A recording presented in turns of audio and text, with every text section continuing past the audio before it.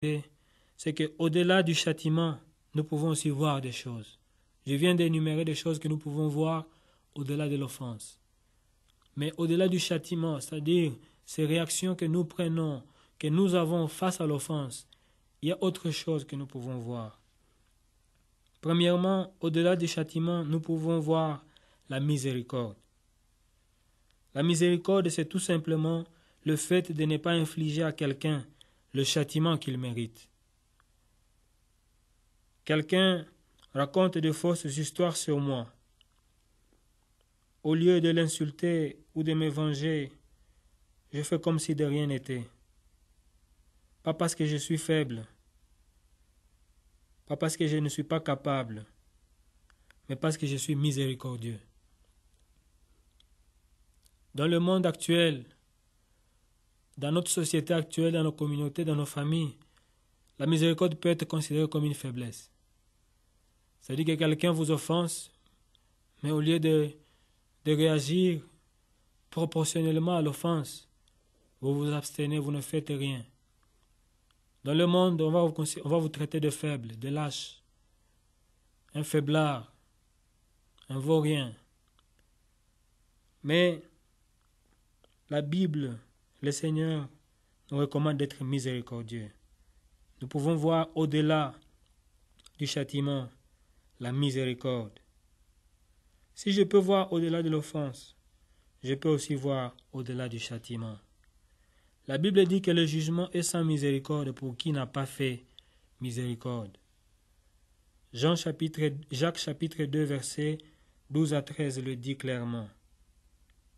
Le jugement est sans miséricorde pour qui n'a pas fait miséricorde. C'est-à-dire que il y a des personnes qui, à cause de ce qu'elles ont fait contre nous, elles méritent que nous puissions les châtier. Mais à cause de la grâce, à cause de la miséricorde, nous décidons de ne pas les châtier. Dans le même sens, Jésus dit, « Heureux les miséricordieux, car ils leur seront faits miséricorde. » Matthieu chapitre 5, verset 7. « Heureux les miséricordieux, car ils leur seront faits miséricorde. » En d'autres termes, si nous ne sommes pas miséricordieux, ils ne nous seront pas faits miséricorde. Et donc, quand on est miséricordieux, on se dispose ou on se prédispose à bénéficier aussi de la miséricorde de Dieu et même de la miséricorde des autres. Si nous voulons être agréables à Dieu, nous sommes obligés de nous comporter en miséricordieux. Dans le Notre Père, nous disons souvent, « Pardonne-nous nos offenses, comme nous pardonnons aussi à ceux qui nous ont offensés. » Dans Matthieu 6, 12. Le sens de cette prière, c'est que notre pardon à ceux qui nous ont offensés est un préalable au pardon que nous attendons de Dieu. Si on demande pardon à Dieu pendant qu'on refuse de pardonner à quelqu'un, c'est difficile, si pas impossible, que Dieu puisse nous agréer, puisse nous pardonner. Bien-aimés, la miséricorde triomphe du jugement. Au-delà du châtiment, nous pouvons donc voir la miséricorde. Et l'autre point que j'aimerais souligner, c'est qu'au-delà du châtiment, nous pouvons aussi voir la grâce. La grâce, c'est tout simplement une faveur imméritée. Grâce signifie faveur imméritée. À cause de leurs offenses à notre égard, il y a des personnes qui ne méritent pas qu'on leur fasse du bien. À cause de leurs offenses à notre endroit, il y a des personnes qui ne méritent pas qu'on soit bon à leur égard. Mais à cause de la grâce, nous pouvons le faire quand même. À cause de la grâce, nous pouvons le faire, quoiqu'ils ne le méritent pas. Car la Bible dit dans Psaume 130, du 3e au 4e verset, mais surtout le 3e verset, « Si Dieu comptait tous nos péchés, qui tiendrait, qui vivrait ?» Psaume 133, je vais lire ce verset qui dit que Si Dieu comptait, si tu gardais le souvenir des iniquités éternelles, Seigneur, qui pourrait subsister? Si tu gardais le souvenir des iniquités éternelles, Seigneur, qui pourrait subsister? Dans notre version, on dit, si tu comptais nos péchés, Seigneur, qui vivrait? Personne ne vivrait. Personne ne bénéficierait des bienfaits, des bénédictions de Dieu. Mais Dieu, à cause de sa grâce, nous bénéficions encore de ses bénédictions, de sa protection, de la vie qu'il nous offre. Non pas que nous l'avons mérité, loin de là. Même le salut qui nous a été offert par Jésus-Christ, nous ne l'avons pas mérité. C'est une grâce, c'est-à-dire une faveur imméritée. Nous sommes aussi appelés à pratiquer la grâce. Nous sommes aussi appelés à faire grâce, de la même manière qu'on nous a fait grâce. J'aimerais brièvement parler de la notion de la grâce présidentielle, qui a un lien avec notre message de ce jour. La grâce présidentielle est une des prérogatives du président de la République ou du chef de l'État qui lui permet de libérer un criminel condamné. Quelqu'un qui a été condamné pour autant d'années de prison à cause d'une infraction ou un crime qu'il a commis. C'est mérité ce châtiment. Cette sentence est méritée. Il a été prouvé que la personne est coupable d'une telle ou telle autre infraction. Et la sentence, peut-être de 20 ans de prison, ou de plus, ou de moins, ou d'une autre peine, est méritée. La personne le reconnaît. Ce n'est pas injuste, c'est mérité.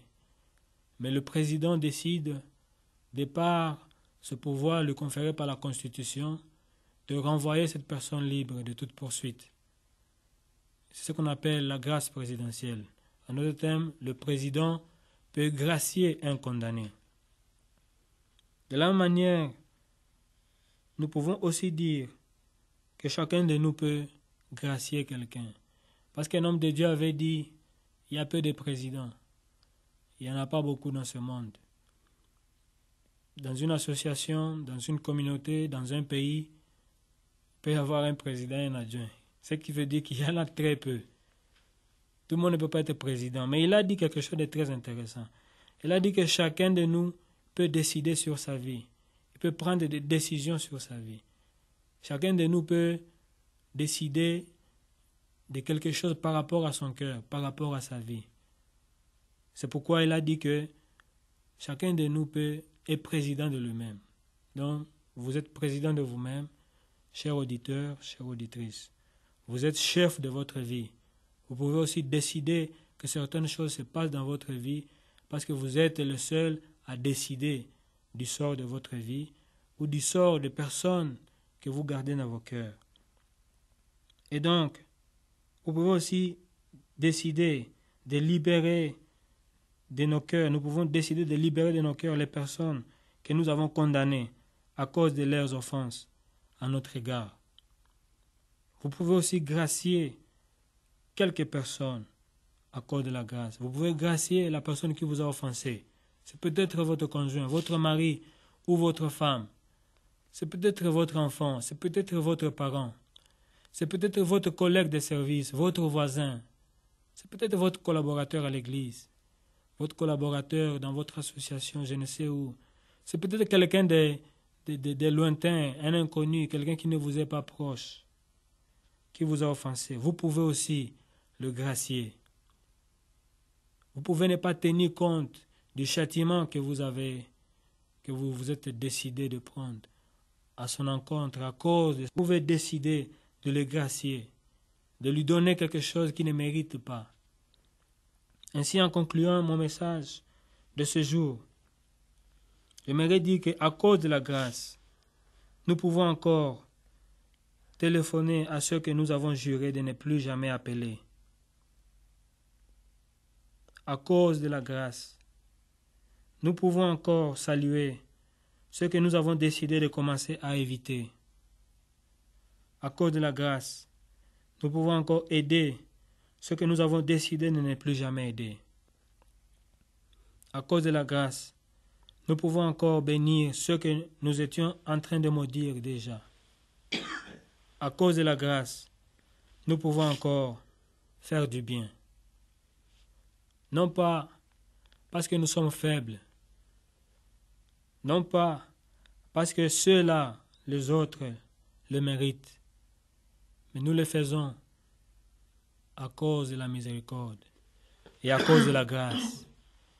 Et cela ne vient pas de nous, cela vient de Dieu, cela vient de sa parole sainte qui nous le recommande. C'est donc à la fois un acte d'obéissance et de soumission à Dieu. Et cela nous profite, parce que nous obéissons à Dieu, ce qui est noble, ce qui est louable, mais ça nous profite aussi.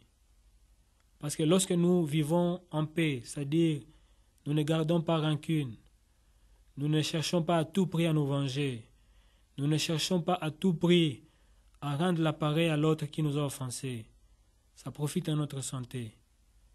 Il y a des maladies cardiovasculaires qui guérissent ou que nous pouvons éviter tout simplement en pratiquant la miséricorde et en pratiquant la grâce et en étant capable de voir au-delà de l'offense et de l'offenseur. Parce que lorsque nous comprenons ces choses, nous sommes moins stressés, nous sommes moins blessés, nous sommes moins scandalisés, nous sommes moins brisés. Et cela est pour notre bien physique, au-delà d'être pour notre bien spirituel. Après avoir dit ces choses, je suis conscient que ce n'est pas facile. Ce n'est pas facile de pardonner. Ce n'est pas facile d'oublier. Ce n'est pas facile de passer outre. Il y a de ces offenses qui blessent gravement le cœur. Il y a de ces offenses qui causent des blessures difficiles à cicatriser. Il y a de ces offenses qui font que votre cœur saigne pendant longtemps. Et lorsqu'on parle du pardon, on a l'impression que c'est quelque chose d'impossible. On a l'impression qu'on ne peut pas y arriver à cause de la gravité de l'offense.